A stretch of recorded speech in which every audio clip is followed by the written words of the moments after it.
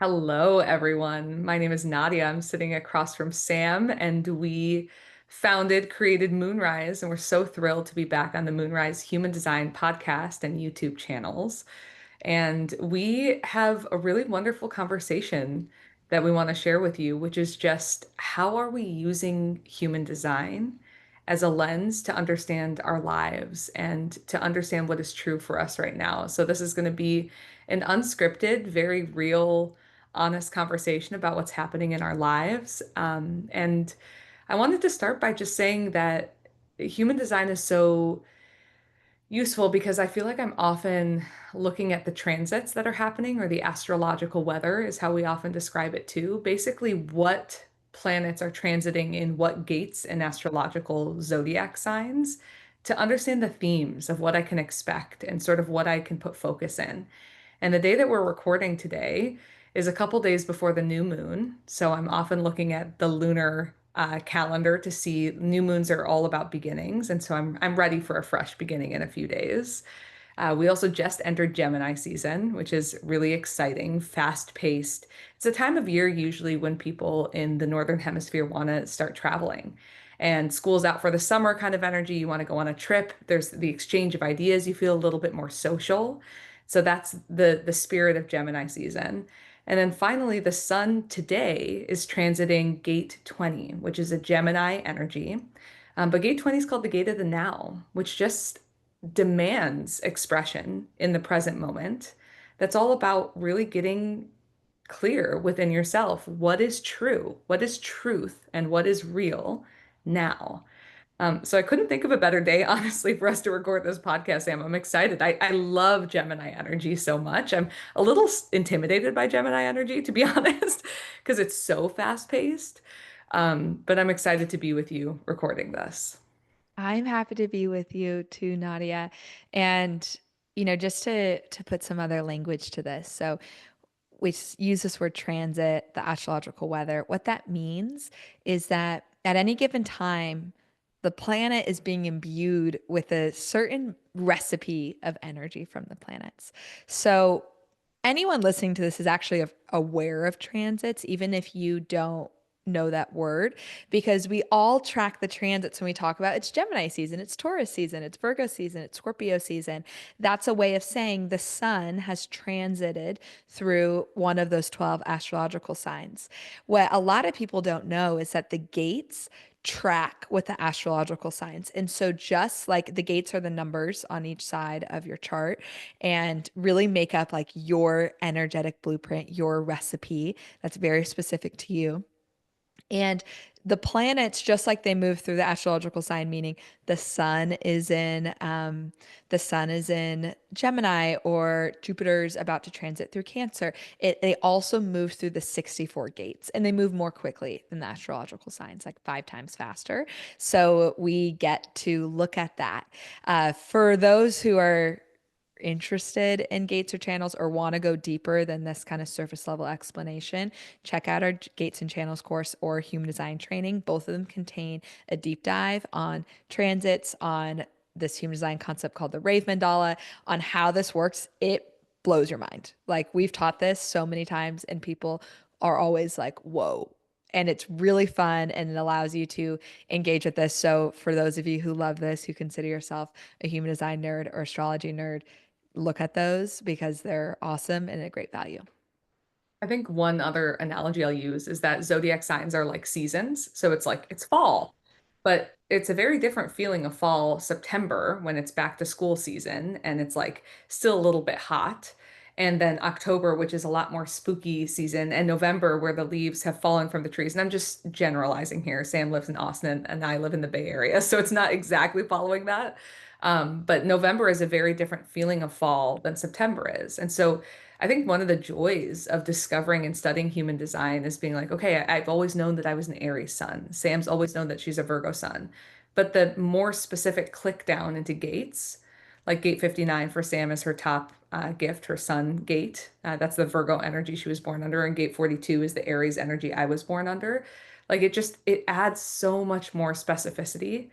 and so much more in terms of what should you be focusing on in your life. And I find that it's such a great meditation, especially as you're expanding into new seasons and chapters of life, to revisit your chart. And I'm always so humbled as I look back at my chart. Like it's honestly been a while since I pulled up my chart because I've actually been doing a lot of relationship readings lately, which have been really fun, partnership readings and looking at other people's charts. And every time I revisit my chart, it's just like a big thumbs up sign from the universe, like keep going. Oh, I love that. I was just looking at your chart. For a while, I felt like I had both of our charts memorized. Like someone could give me a blank human design and I could just put them in. I actually think I probably can still do that for myself. But every once in a while, I'll be like, what is my unconscious Mercury? And I'll like go, like some of those like lower gates that I get them mixed up. Like I know I have 54 in there somewhere, but where is it exactly? So, if anyone wants to know more about gates, go listen to some of our back episodes, Gate 59, Gate 42. We talk more about gates. We're just going to hop into it today. Nadia, what are some parts of your human design, whether it's a gate, a center, that's really alive for you in your life that you're thinking about, that you're reflecting on, or that you're noticing kind of like the paths cross? Hmm. So this is it's a heavy hitter, but we're just gonna start here that I sadly had to put one of my dogs down last week. And for anyone who knows me, even peripherally, you know that my bulldog Otis has been a huge, huge, huge, huge, huge part of my life over the last 10 years. I got him when I was 23. I'm 33 now. So it was a very big transit, so to speak, of my life, this decade of my life. And we had to put him down for health reasons and also behavioral reasons. He actually bit our other dog. It was very sad. And the decision to put him down did not come lightly. And came with a lot of tears and a lot of emotions. And because I'm me, I sought a lot of counsel. So we sought counsel from our vet, we sought counsel from our trainer, who's been working with Otis for the last 7 years to really manage him behaviorally. We spoke with a vet behavioralist. I spoke with my therapist, and then I sought counsel from two psychics, two people that I deeply trust. And the unanimous consensus was that the most humane and compassionate path for Otis was for me to walk him to the threshold of his time in this incarnation, which was getting increasingly more difficult with advanced stages of arthritis and allergies. And he was just really uncomfy in his body, which I think added to the behavioral changes. Anyway, where I'm going with this is that I've been wading through a very deep grief portal that surprised me. And what I've come to realize on the other side of this, and you're never arriving, but I do feel like I'm through the initial throes of it feeling so intense, is that what Otis represented for me is this grounding, loving force field in my life that was so unconditionally present. He's a Virgo and he's born under gate 6, which is the gate of friction, conflict, which makes sense that he got into a lot of friction and conflict wherever he went. But I've been really reflecting on kind of like the lesson in this and why it feels like such a profound loss because he wasn't sad to go. I feel that very deeply. Like his soul was ready to take new form. But what I'm sad for is me. And I've been reflecting so deeply on my undefined heart, which is that oftentimes when you have an undefined heart, you're trying to prove yourself and you're trying to find your sense of self-worth externally. And that really the lesson of the undefined heart is I have nothing to prove. I am innately worthy and valuable. And the other thing I've been reflecting on a lot is gate 10, which is my north node, my conscious north node. North node is like direction and what won't come as easily in younger periods of your life, but what you're supposed to really work on, especially in the later years. And gate 10 is the self-love gate. And the night before we had Odie's vet appointment, I was sitting with him, crying, petting him, like just so attuned to him, and basically felt deeply like I got to pull a tarot spread. And like Otis has some messages to share, which sounds out there, but I know that the audience of this podcast totally understands. And the last card that I pulled was the self-love card. Literally, like of all the cards in the tarot deck, it's like this is the card about self-love. And I felt so deeply that Otis was like passing the baton. Like I'm so grateful that I got to play this role of like being the source of love for you over these last 10 years. that never wavered. And also, it's time for you to source that internally. So, kind of a deep way to start this, but that's what's been really alive in my life is being like, oh, wow, gate 10 is my north node. Like it takes on a different meaning in this threshold of my life. Um, so, thank you to Mm, Odie, sending love to him as he looks down on us right now. And Thank you to Otis, and we miss you. And, Nadia, one other thing I heard you say in there with this, like, you're consulting all of these people. And for anyone who maybe hasn't worked with psychics, Nadia and I do all the time, really trusted psychic guides. And they have this, yeah, spiritual counsel. spiritual counsel. And they can be wonderful because they can provide energetic insight of what they're reading from the situation that can provide guidance and context. But what I heard in there, which is like, you also knew, like you saw all this guide, but you knew intuitively the right thing to do, and you have that defined spleen. And people with or without a defined spleen can still have that feeling, but I think that's a lot of where you source that from. Totally. And that's my authority in human design. I'm meant to be deeply intuitive and sort of sensing with a sixth sense that can't always be explained, like what the next intuitive step might be. Um, and we all have intuition in different forms. Human design just gives us the language of like where in our body we can draw that intuition from and really cultivate it in different ways.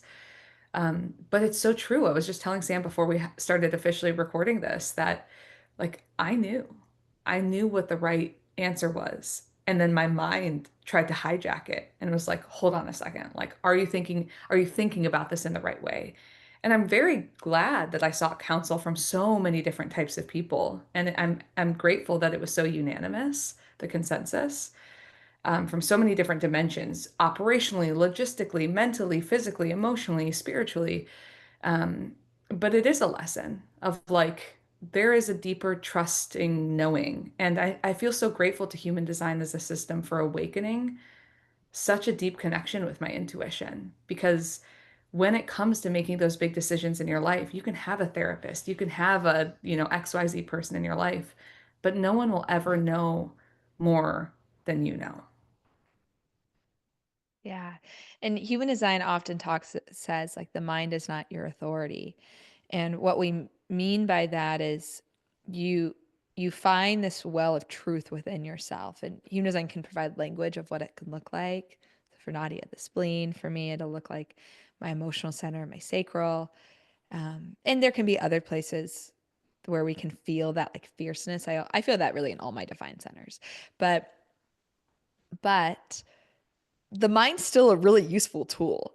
Like I think the job or the best path is clock what that intuition, that knowing is, and then explore it and test it and see kind of collect the information, especially such a big decision of putting down Otis. It's a decision that deserves to be flushed out.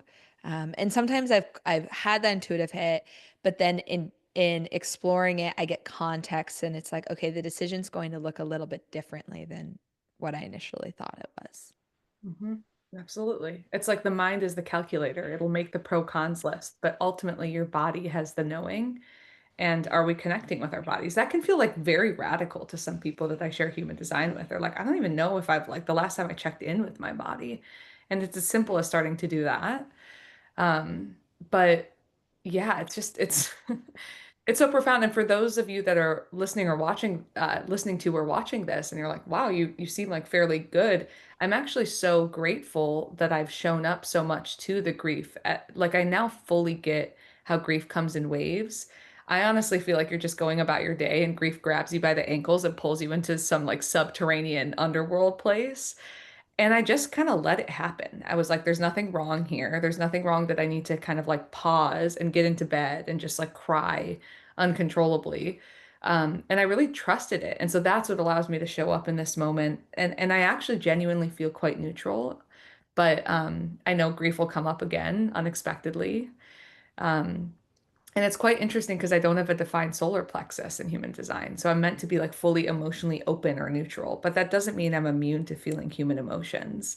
And I think that's why it's hard for people to kind of grasp defined versus undefined centers. Like if both of your mind centers are undefined, for instance, that doesn't mean you don't have any thoughts. It's just like trusting when that comes in and how to filter it and how to be wise about it and discerning about it. Um, yeah, I feel like that part of human design is really hard for people to grok. It is. And it's I think it can even be hard to teach because it's a felt experience for me. And the way I think of like the defined versus undefined is like a baseline. It's like for those who with an undefined solar plexus, if you're in a healthy place with emotions, because undefined solar plex people can still experience a lot of emotional volatility because of unprocessed trauma or triggers or wounds that are constantly being kind of triggered. But if you're in a healthy process place with your emotions, your baseline, I think, is likely to be more neutral than that's certainly human design perspectives than someone with a defined center who's in a healthy process place. However, both can experience big waves of emotion. And I think the same thing, I have a totally open spleen, but I am deeply intuitive.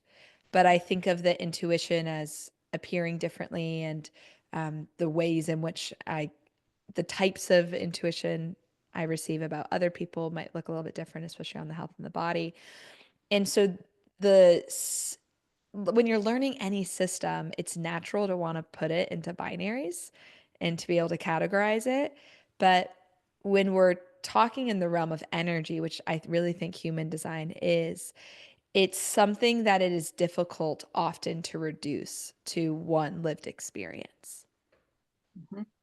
Yeah, I think I even think you calling it out that I was using my spleen in that moment is an undefined spleen thing because it came so naturally to me. And I was like, yeah, intuition. And you sense with your undefined spleen, my definition kind of acting in a healthy way there, which is very cool. And I think you're very like attuned to health and well-being, the health and well-being of yourself and also of other people, which is just a fascinating thing that I see a lot of people with undefined spleens that are kind of like in the healthcare space where it's like, whoa, you're meant to be kind of like with this openness, attuning to is someone healthy or not. Mhm. I find the spleen the hardest center to talk about in readings and teachings. I I I find it the hardest for people to grasp. And it was the hardest for me to grasp. It took years really for me to grasp. And we have, again, if you want to go into these centers, if you don't have any context, look at human design training. But we also have a video about, we have two videos about the spleen. So watch those if you want to learn more. The spleen governs fear and anxiety and the body and survival and health, which is why we're talking about these themes. And what I notice in myself is, I don't have as good of a metric when something is off with me health wise, which is how I've ended up in these situations where I have health issues that have gone on for years and I don't really notice. I like notice it until it gets to like a severe level that it's interrupting my other centers, like my defined sacral. And I'm like, wait a minute, I can't do the things I want to because I feel so unhealthy. Maybe there's something wrong. I feel that I'm aware and it's easier for me to assess other people's health.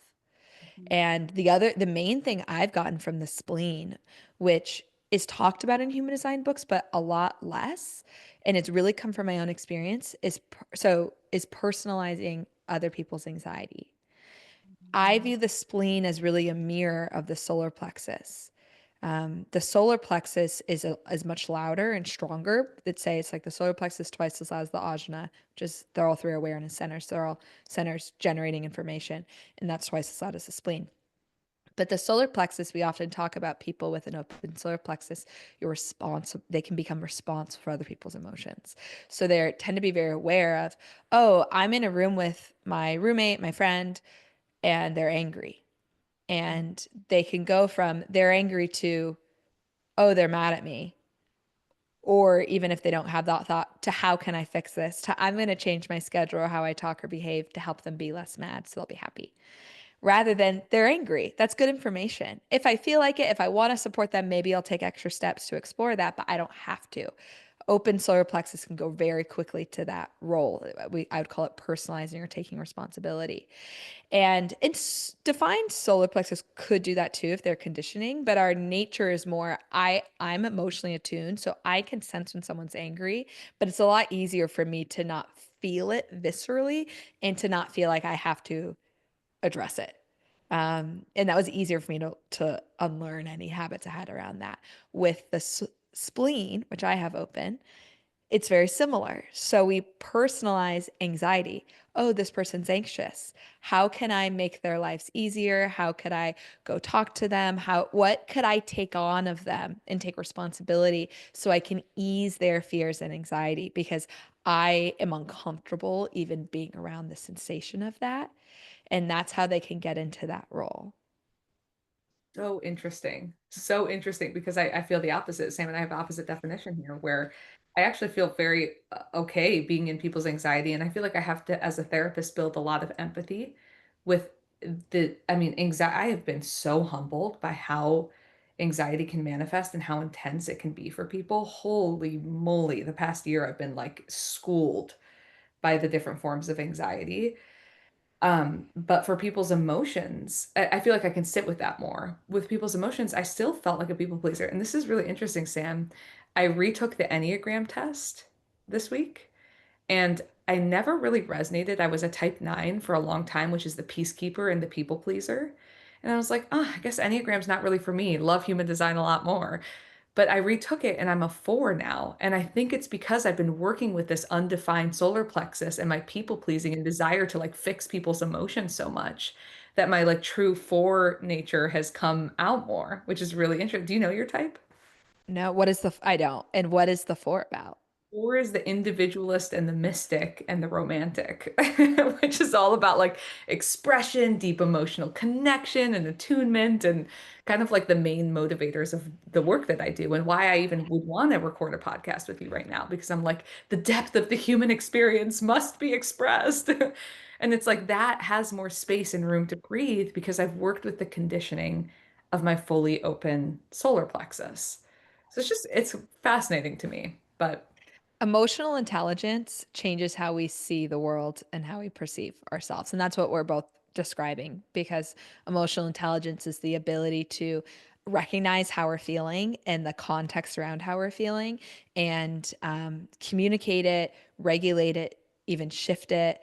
And so if someone doesn't know that they're in a fixer, people pleasing even role, they might not even realize that they're doing that. They may not then realize that they're suppressing what is actually important to them and until eventually at some point in their life they feel so frustrated with the way things are going that they kind of pause and take a look.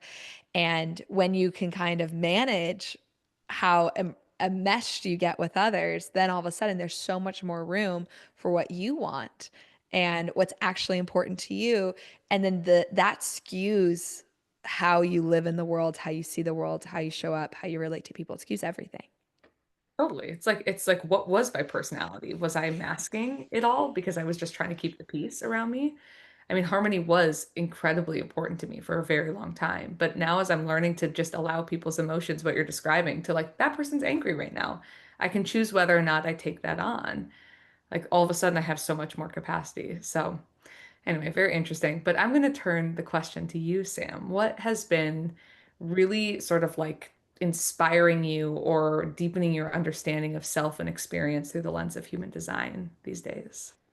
I'm working on a project, a creative project. Nadia's heard all about it, but I don't think I've shared this with any listener here called the Artist Rendezvous.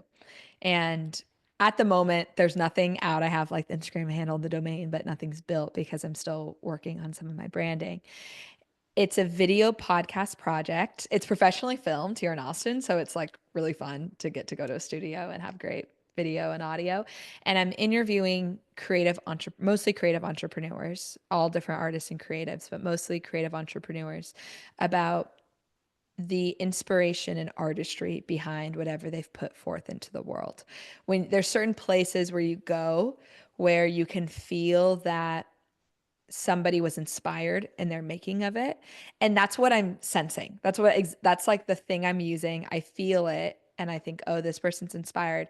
And then I reach out to them and see if they'll sit down and talk to me about it. Or people will suggest to me, you should go here, you should go here. Like what they're doing is really interesting and cool. There's something greater than this is just what I do to make a living. And so that has been a fun project. It's taking up a lot of my time and my energy, and I've really enjoyed it. I'm putting more I've learned from doing now so many episodes through Moonrise and the Wild River podcast, and not for the beginning of podcasting, I was just trying to like do it and say the thing and put it out there, which I think is the right call for your first like 50 to 100 episodes. But now that I have more experience, I can be more refined. And so I've enjoyed thinking more critically about like who is the audience and how am I presenting this story arc to speak to what their needs are, and how can there be a through line between all these different creatives that I'm interviewing. What I'm noticing with human design is so we're going to go a little deep into this for people who love gates. In my Mercury placement, Mercury is all about communication and expression. I have gate 8, which is a gate. It's in Gemini, isn't it? No, Taurus. it's in Taurus. It's in Right Taurus. on the top. I think the last day of gate 8 might be Gemini. Yes, it's right on the edge. Gate 8 is about contribution. And it's wanting to contribute in your own unique and empowered and artistic way into society. And it's also gate 8 reaches down to the G center, the identity center, and it reaches down to gate 1, the gate of self-expression and creativity. And so gate 8 is especially interested in bringing the attention to artists, to creativity, and to bringing voice to self-expression, to promoting it. Sometimes we call it, it's like gate 8 is the art dealer. They're the ones collecting all the artists and creating platforms so people can experience other creativity and art. It's so aligned. I didn't realize that. It wasn't like I looked at my chart and was inspired, though I have done that before with content. This was just something I've been wanting to do. And then I realized, wait a minute, this podcast is very gate 8 of me. And I was looking and it's like, wow, it's in my communication, because this is a podcast about elevating the voices of creativity and of artistry, and to contribute to society and contribute to my community, because I want people to create more. I think creativity is a huge part of fulfillment and a huge part of finding purpose in your life. And I think it's a huge part of feeling balance within yourself and sharing your gifts. And it's something that our culture doesn't have a ton of focus on right now. Anybody who's interested in their creativity or is a new creative needs constant encouragement. So I need constant encouragement. I have needed constant encouragement, and I think people, even creatives, need constant encouragement to continue to create. And so this is kind of my offering to that, in the hope that people can listen to these episodes and feel inspired to go take that art class, to go share their music, to create that event they've wanted to exist. I think it's a radical notion in our world that's obsessed with productivity and making money and survival. Uh, to do something inspired kind of defies that paradigm. And it's very it's gonna be deep cut now, but like you know how we were in the cross of incarnation of planning for the last however many 100 years, 200 years? 400. 400 years. And now we're shifting into the cross of the sleeping phoenix, which is 20, and we're under it right now because that's when we're recording this podcast. But the like much more about like romancing life and transformation. I just feel like it's like part of this paradigm shift of like, wait, okay, I can do something creative just because I enjoy it. I'm not going to become the best artist, painter, guitar player. It's just for the pure enjoyment and expression of it. And I love, Sam, the people that you're bringing together. It's like they didn't just start a restaurant that makes money and like does the perfunctory things. It's like it's inspired. It brings something above and beyond, and they didn't have to do that. They didn't have to add those little touches that make it feel so much more alive and interesting and experiential. Exactly. I so agree. And by the way, I have half of each cross. I'm half cross of planning, half sleeping phoenix, Oh, which I love. I feel like I'm a bridge into the future. I love. We're talking about the in 2027 shifts of the incarnation cross. basically, in short, the whole planet is imbued with one incarnation cross for 400 years. And we're at the edge of the cross of planning, 37, 40, 16, 9. And we're going into the sleeping phoenix, 59, 50, 2034. Um, the Evan, other buckle up. buckle up. Yeah, I've been loving doing this, and I it's been really cool to talk with people who, for a lot of them, when they started, as creative entrepreneurs, many of these people are employed and make a living. And so there is this piece where, they're paying their bills, but when they started, they didn't know if that was possible, but they wanted the opportunity because they love creating, and they found a way to maintain that inspiration, whether they're 2 years in or some of these people are 30 years in, and continue to feed themselves creatively. And I love that because I love these examples of people who don't just have creativity as something that they do during their leisure time once a week, which is a great thing to do that too, but who also are like, I want to see if I can make this a part of my life. Mm, yeah. That's so cool. The other thing I've really noticed in this is I keep getting this feedback from my guests of, I just feel so comfortable talking to you. Like I feel really grounded and I feel at peace and like I'm able to it's hard for me to talk about myself. I'm feeling comfortable talking to you. And that's very, my son is in the gate of intimacy. It's about creating warmth and intimacy with people. I knew it would happen. I was like, I knew that this would work as a dynamic and that I could talk to people that I didn't have much of a relationship with before because that's feedback that I get. And so I was like, I'm going to use that. I'm going to leverage that skill and use it in a way that is beneficial to everyone because these are stories that should be told. These people are doing amazing things. They should be talking about it. And if I get to be part of what helps them feel more comfortable sharing, then that's a great thing. Yeah. It empowers you to look at your chart and be like, okay, like I'm gonna kind of go for gold.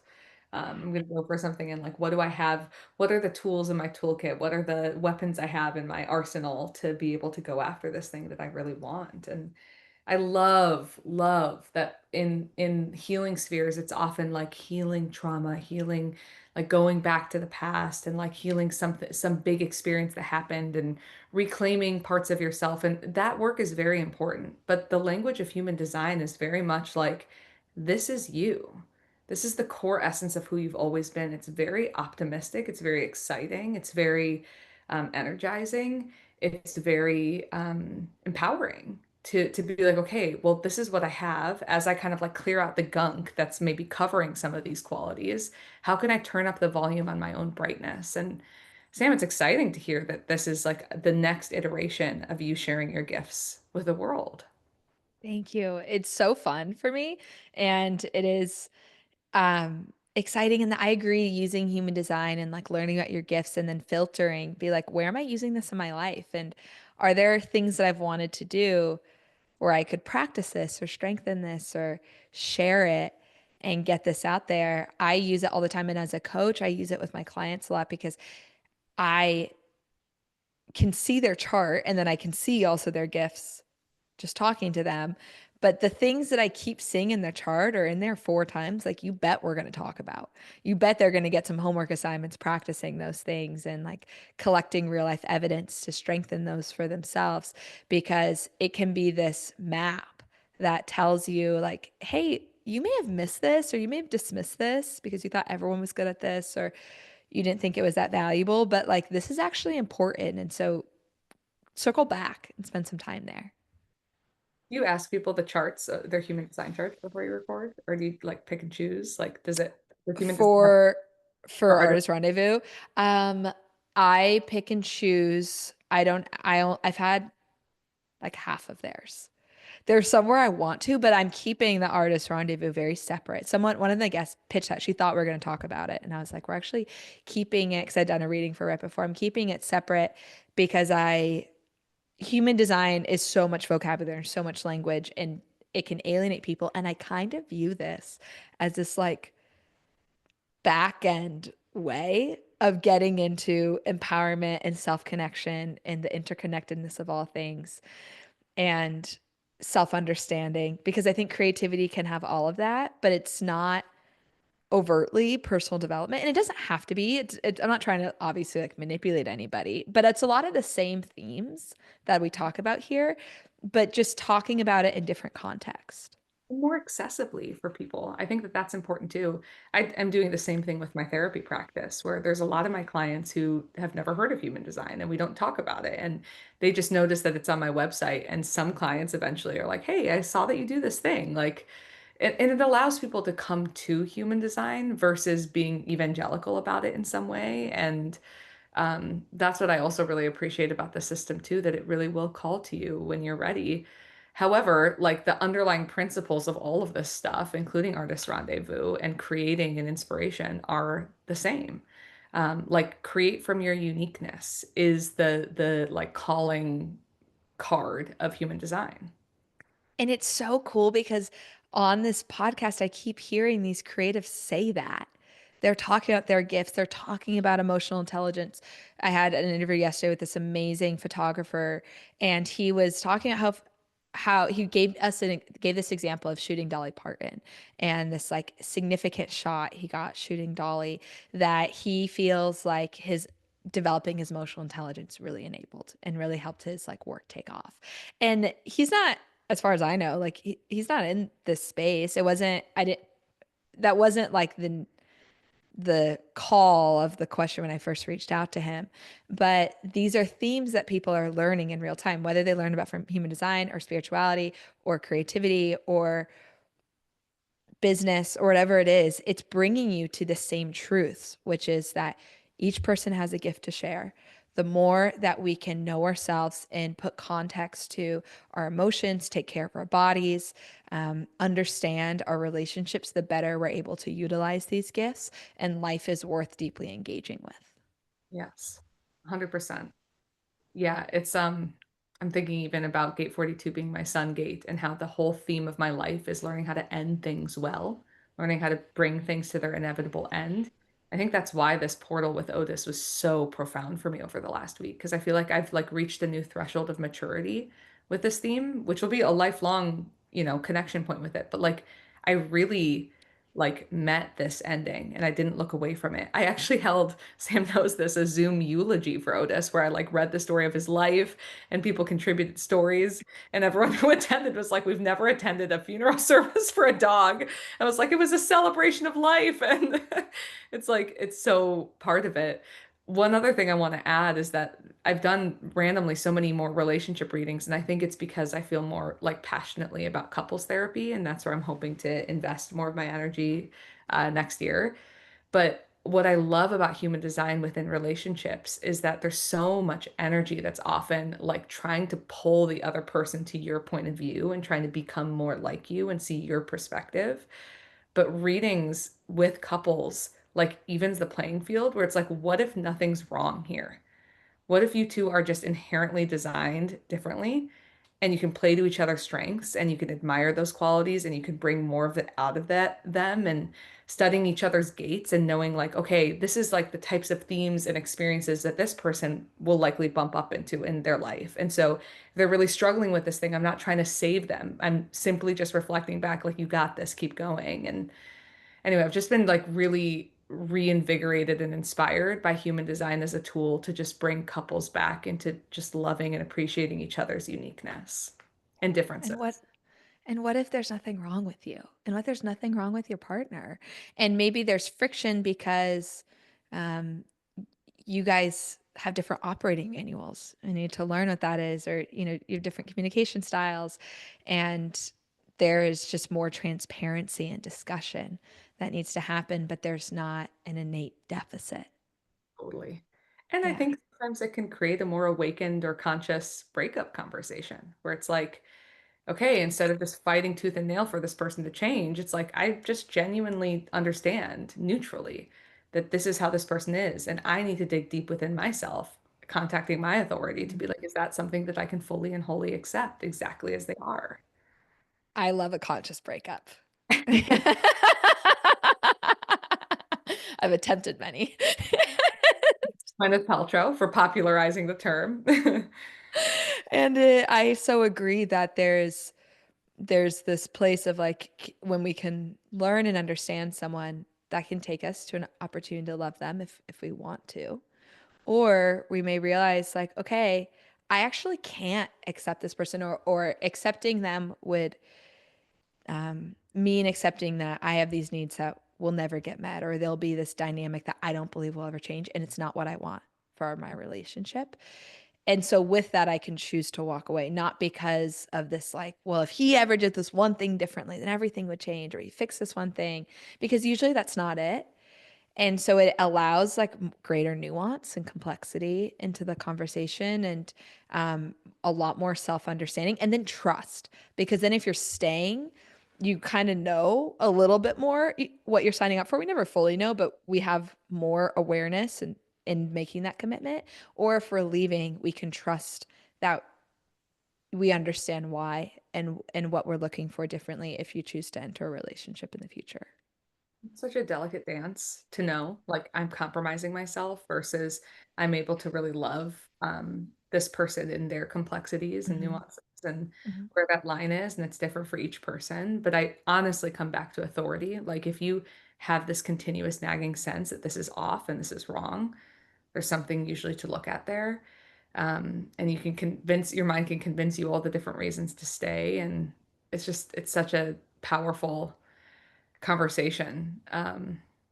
Yeah. I'll expand on that. So I've been thinking about that. Also, it's in my life. I have gate 59, the gate of intimacy, in my sun, super prominent, and in my Jupiter. But it is also, I have the channel of mating. And deep emotional intimacy is a need of mine, deep need, and something I think it is of most people, but it's super prominent in my chart. It's something that I value. I'm a fourth line as well. And it's something that I'm hungry for. And am noticing that sometimes I can enjoy and prioritize the connection so much that it kind of drowns out. And this happens in all sorts of platonic and romantic relationships where I can value it, that it almost like it's like this really bright light, and then you don't see what else is happening in the room. And so one of the things I'm learning with relationships is like going slower at the beginning so I can see everything. And then also knowing that like there might be this bright light for a while, but then eventually, the light will come back dim, I think in like a healthy way. And I can see what else is there, because it can be easy for me to take walk off my path.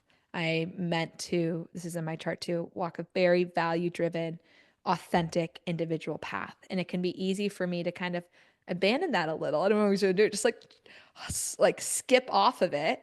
To be like, hey guys, what are you guys doing? Mesh. And then be like, wait a minute. This actually doesn't feel right for me. And I didn't notice it because I value connection so much. And it's not wrong to value connection. It's super important. It's like the whole theme of my life in many ways. But I don't have to sacrifice my values or what I want or what's important to me to receive that connection. So that's like a dance I'm always learning. And it's not a criticism. I'll like join different friend groups and be like, this is awesome. I love this. And then I kind of take a step back, and it's like, actually, I don't know if these are the friends I'm going to prioritize. They're wonderful, lovely. It's not a criticism. I had that for a long time. I almost felt like if I was taking a step back from friendships, it was a criticism to them, or they had to do something wrong. And it's like, there's nothing wrong. I just think my path's taking me a different direction. So I'm going to invest a little less time so I can make sure I'm investing in myself. Yeah. Oh, that's such a big topic. I feel like is like community, and I feel like it's a big thing in both of our lives right now as we settle into places that we will likely be for some time. That there's a place that we can really draw down roots. That there's it's Yeah, it's like who do you invest in, and knowing that you have a finite amount of energy for community investment and trusting your intuition or your authority with different things. And I know exactly what you're talking about, Sam, where you're talking to someone and you're enjoying it so much and you're like, this is so refreshing, it's a new friend, and then they say something and there's this moment of like, "Well, that felt a little weird." But you kind of like skip over it because you're like back to scheduled programming. Like, let's get back to this awesome conversation. And I totally have the tendency to be like, that was a really weird blip in the radar. Like, like push it over here. But I think Absolutely. maturity is taking that and be like, okay, that's a data point too. And that can Mhm. exist and people can be nuanced and you're not writing people off immediately, but you're Yeah. taking in the whole picture. Yes. And right sizing it. So it's like we don't like jump in full on the deep end because the connection's so great and so fun. And I love that regular scheduled programming that I'm ignoring those little blips that are actually like, it should be pay attention to. Totally. You know, my husband Scott was saying this to me. He's like, Nadia, you work as a therapist, and Sam, obviously, you work in the coaching and the healing Hmm. spaces. And so we're so used to people he equated it to like you're kind of like some like a sex worker, where somebody's like you're used to somebody taking off their clothes the first time that they meet you, emotionally and intimacy wise. Yes. And he's like, you don't have to sleep with someone right away, like emotionally and intimacy wise. Like you can allow, there is benefit to this kind of like fire building in a sustainable way and over time. And I just thought that was really interesting. And it's true that like I'm like, okay, here we are, like first therapy session. And I think it makes us both skilled as clinicians. Is Hmm. like Hmm. someone comes to us and we're able to like drop in to Hmm. something very deep very quickly. But that doesn't always have to then translate to our personal lives as well. It's to I remember when you told me that Scott said that, and I think about it, and then I had in a reading, somebody tell me that too. Of they were giving me the reading, and they're like, "You're trying to f emotion energetically all the Mhm. time, like you're just merging and you're connecting so intimately, and it's your nature, and it's not, you're using some discernment, so it's not like dangerous. But I do connect with everyone on the plane, anywhere I go, the facialist, like someone's telling me something and they're like, I haven't talked about this for 10 years. And I don't even mean to. It's not necessarily I'm trying to call it out. And so I'm learning to like, what are the ways I might be bringing that out without realizing? And do I want to be doing that? And is this the right people for me to be really merging with? Because part of it, it's been described to me by readers as it is just your aura in many ways, and it's something that you call out. It's so wild because it comes up. It doesn't matter what type of reading I do. It seems to appear in all the different modalities. This quality, and and she described it as you need to be wearing a condom whenever you leave the house. And emotionally. But I Tune up. also get the experience then where people will feel really close to me really quickly. And because they feel that sense of safety and realizing like that's the other reason why it's important is if I'm, energetically sleeping with someone on the first date, that means they are too. And I'm used to that because I do that every single week. And it's a part of a practice that I can have, and I can have better boundaries and I understand the container. But if you're doing it out into the world, the other person might feel like, wait a minute, I really connected with you. And what do you mean we're not going to see each other again? As friends or otherwise, I Yeah, totally, and I think exactly. it's really humbling, honestly, to learn how to scale that back and to have a dinner party that doesn't go as deep as I want it to go and have that be okay and realize that there is an exchange. Like, I think I want to live in a world so badly where people just don't wear clothes and are like emotionally, it's like just if you're going through grief, go through grief. If you're going through this, Yeah. go through this. Like, it's just so open and like free of shame. But we also have to live in our world as it is and recognize that it is usually a huge energetic ask to get people at their most intimate and their most vulnerable emotionally. Mhm. And so if that's the case, to treat that with a lot of respect, and recognize the sanctity of it and how rare it is for most people. Um, yeah, so it's wow, what a deep place to get to by the end of our podcast episode, Sam. We can't help it, Nadia. No, but I agree. Oh, is like to also make that more accessible and like normalize that a bit more if that's Yeah. the type of world that we want to be living in. Yeah. Um, Yes. yeah. Yes. And there are topics that are so natural for us that they aren't really vulnerable. Like I don't feel like I feel very vulnerable in the conversations because it's terrain I traverse a lot in my life with my friends, with my family, online. But for someone else, that they've maybe haven't traversed that before. So it is. And that's I think the main thing is like where might there be a vulnerability power dynamic or like like a mismatch, and being aware if that's the space we're going in. So, and I imagine a lot of these listeners, because if you listen to this, you're likely a deep thinker and a deep feeler. And so you maybe find that too and know like it's okay to go deep, but also be paying attention to like, is this, is it feeling good? Is it working for me? Is it benefiting my relationships? Am I feeling good afterward? And is the other person feeling good? Is it cultivating the relationships that I want to have? And if not, maybe you put that condom on as well. Which I think is type four. So Sam, I took the Enneagram test and I didn't really like how it was worded because it was so like strongly worded that I was like, I did, That's why I struggle with it. It's like, but I'm all of it. I'm but I multidimensional. exactly. But I asked ChatGPT to peg me. I was like, yeah, so I think that it could be something that you should do. And I'm curious what it Okay, comes well, up. I'll And do other type fours, feel free to comment on this. We'd love to connect. it. Nadia, anything else you want to say before we close out? No, this is just so fun, so fresh for Gemini season. Thank you all for listening or watching, and thank you for being part of the Moonrise community. And we've connected with some really beautiful humans from this YouTube and from this podcast over the past several weeks, doing readings, and we're just so grateful to continue building this. Um, Sam, anything you want to close with? No, thank you so much. If you want to learn more about human design, we have a lot of ways. We have a YouTube and a podcast. I don't know which channel you're finding us through, but they have overlap content, but they have different content. So check out both. We have guidebooks, $60, really in depth, like 70-page written guidebooks we're super proud of, available immediately. Both of us offer readings, and then we have affordable, extremely in depth courses. So learn human design from us, explore with us, enjoy our free content. We're glad you're here.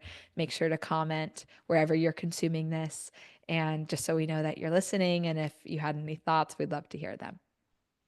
I just want to share that somebody that I had a reading with received a Moonrise guidebook. And she goes, honestly, Nadia, the PDF is pure gold, all caps. It is so well written, super understandable, and easy to read. And that reflection felt so good. And then she ended up going on to purchase our human design training course.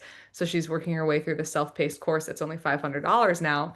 And I just wanted to share, like, Sam and I poured our hearts into this thing. Like, it's a beautiful, like, really easy to digest, but deep dive into all of the different aspects that we talked about here. So, if you're thinking of a gift for somebody in your life, Father's Day is coming up, could be kind of fun, or anything over the summer.